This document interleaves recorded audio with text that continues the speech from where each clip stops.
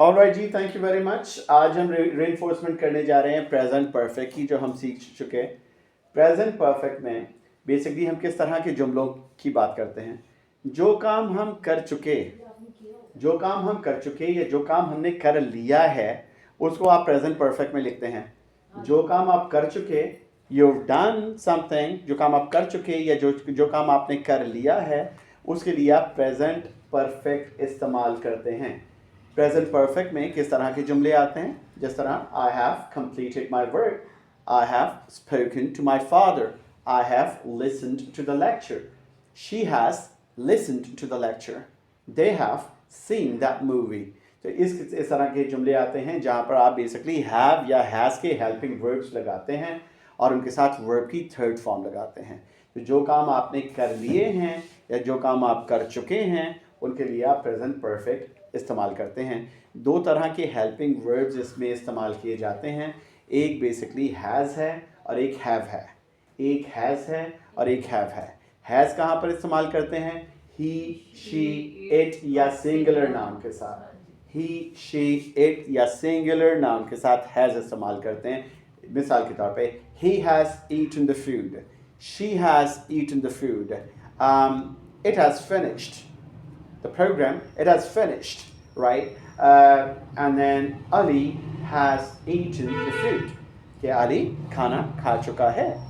Ali has eaten the food. Ali खाना खा चुका है. So basically, this is how you bring these he, she, it with has in the sentences in present perfect tense. And if we talk about have, so basically I, you, we, they. I, you, we, they. I, you, we, they के basically pronouns के साथ या plural nouns के साथ या plural subjects के साथ कह लीजिए, आप basically have लगाते हैं। जी बिल्कुल। मिसाल के तौर पे I have eaten food, we have eaten food, you have eaten food, they have eaten food. They have eaten food, right?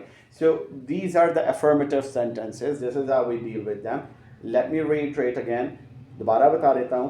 Has लगता है he, she, it के साथ या singular नाम के साथ, जबकि have लगता है are, you, we, they के साथ या plural nouns के साथ। Ali and Ahmed have eaten food. ठीक है जी। So I hope this is clear.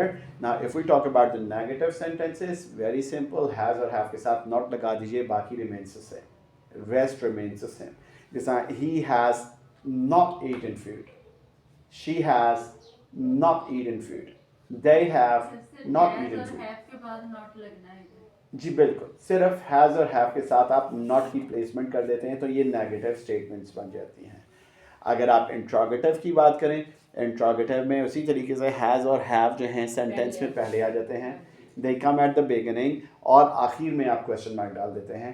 अगर आप लिख रहे हैं, रिटन में है, तो आप आखिर में क्वेश्चन मार्क इंट्रोगेटिव में और नेगेटिव इंट्रोगेटिव में हमेशा डालेंगे व्हाइल यू आर राइटिंग। अगर नहीं डालेंगे तो ग्रामेटिकल एरर है, ताकि इंट्रोगेटिव सवालिया जुमला है, नेगेटिव इंट्रोगेटिव वो भी सवालिया जुमला है। तो अगर सवालिया जुमले के आखिर में आप क्वेश्चन मार्क नहीं डालेंगे तो ये ग्रामेटिकली इनकरेक्ट है, तो हमेशा करना है। तो इसी तरीके से has he eaten food, has she driven the car, has she driven the car, have you taken rest, have you taken rest. तो दिस इज इट। इस तरीके से हम बेसिकली प्रेजेंट परफेक्ट के इंट्रोगेटिव जुमलों को बनाते हैं। And if we talk about negative interrogative, negative interrogative में हर नेगेटिव इंट्रोगेटिव की तरह बिल्कुल वही फार्मूला होता है जो इंट्रोगेटिव का होता है, और हर नेगेटिव इंट्रोगेटिव की तरह सब्जेक्ट के बाद नॉट आ जाता है, बाकी रिमेन्स द सेम।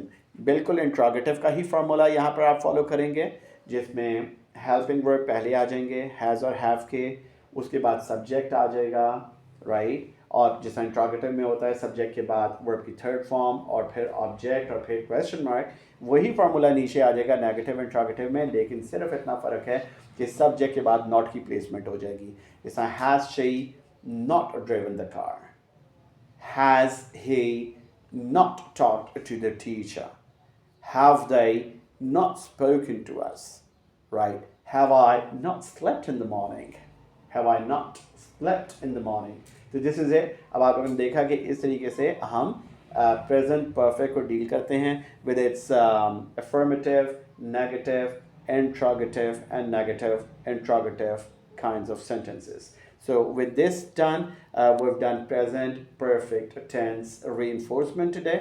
और अगर कोई क्वेश्चंस हो तो you can ask me any time. Thank you very much. इसमें वर्ब की थर्ड फॉर्म लगती है. जी, वर्ब की थर्ड फॉर्म लगती है, बिल्कुल वर्ब की थर्ड फॉर्म लगती है with has and have. Has and have के साथ वर्ब की थर्ड फॉर्म इस्तेमाल करते हैं. ठीक है जी, बहुत शुक्रिया. Thank you very much for your time. If you guys have any questions or queries, you can anytime ask me that. Thank you. Khuda Hafiz.